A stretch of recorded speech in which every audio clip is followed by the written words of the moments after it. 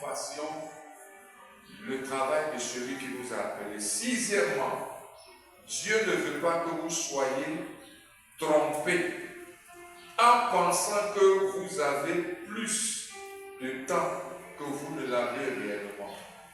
Que personne ne dise en lui-même, j'ai encore du temps. Il n'y a pas de temps. Tu ne possèdes pas de temps. Quand tu vas sortir d'ici, il va pleuvoir, il ne va pas pleuvoir, tu ne sais pas. Quand tu vas sortir d'ici, tu vas avoir fièvre, tu vas avoir quoi? Fièvre, typhoïde, tu ne sais pas. Un accident peut survenir, un incident, tu ne sais pas. Tu ne maîtrises pas le temps. C'est pourquoi ce qui t'appartient, c'est le temps présent. Quand tu es venu, ce que tu entends présentement, presse-toi de le faire. Le reste, là, ça ne t'appartient pas. Ne dis pas, demain je le ferai. Ce n'est pas ça. Apprendre à compter son temps. Apprendre à compter son temps, c'est faire ce que tu dois faire maintenant que tu as appris ce que tu dois faire. Chaque jour quand tu te lèves, ce que tu dois faire, qui t'éloigne du mal, qui t'éloigne de la mort, qui t'éloigne du péché, fais-le. Parce que quand tu le fais, ça t'éloigne du péché. Vous voyez, je vais vous expliquer quelque chose. Aussi vrai que David, il servait Dieu comme soldat sur le champ de bataille. Dieu, forcément, tu t'approches de ce qui n'est pas la crainte de Dieu. Quand tu décides de t'éloigner du travail de Dieu, forcément, tu te rapproches du travail du diable. Amen. C'est pourquoi apprendre à compter tes jours, c'est faire en sorte que tu sois toujours trouvé en train de faire le travail de Dieu. De marcher dans la crainte de Dieu. Parce que nous, quand on apprend l'œuvre de Dieu, c'est aller prêcher, c'est aller évangéliser. Non. L'œuvre de Dieu, c'est connaître Jésus et celui qui l'a envoyé. C'est ça l'œuvre de Dieu.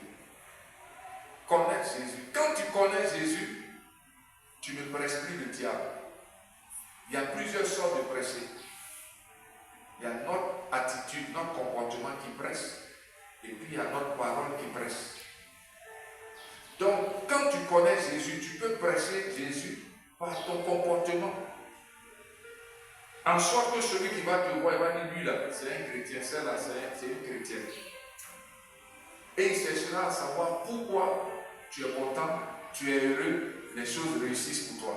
Il cherchera à comprendre, il va s'approcher de toi à cause de ton comportement. Vous comprenez? Il y a aussi le cas de ceux qui prêchent, mais qui ne font pas ce qu'ils prêchent.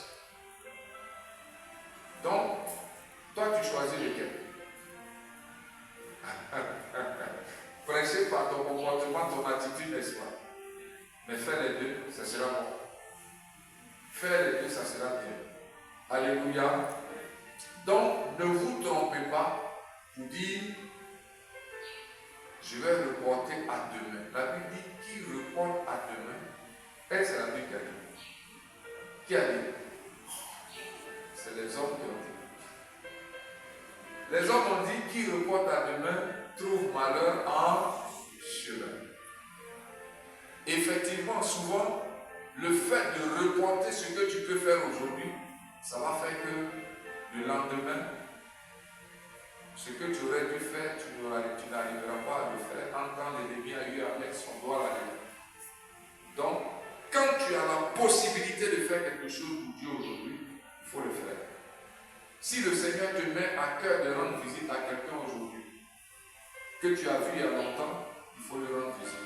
Si le Seigneur te met à cœur d'aider quelqu'un aujourd'hui, il faut le faire. Parce que demain aura son lot de besoins. Le besoin, le bien que tu voulais faire à quelqu'un aujourd'hui, peut-être que demain quelqu'un d'autre aura besoin de ce bien. Si tu fais ça à la personne, tu n'auras pas mal fait, mais en plus, tu n'auras pas aussi fait à celui à qui tu devrais faire. Donc, il faut faire pour aujourd'hui. À chaque jour suffit sa peine. Vous voyez, si tu as fait pour aujourd'hui, Dieu te donnera certainement pour demain pour faire le même bien à toi. Vous dites que quand le Seigneur te met quelque chose à cœur, il faut le faire. L'obéissance vaut mieux que le L'obéissance vaut mieux que le... Soyons obéissants au Seigneur. Soyons obéissants à notre Dieu. Soyons obéissants à Jésus-Christ. Vous voyez, l'église chrétienne évangélique fait partie des églises les plus rebelles au monde. Des religions les plus rebelles. Regardez les musulmans. Ils sont capables d'aller tuer l'homme pour le Dieu qu'ils ne connaissent même pas.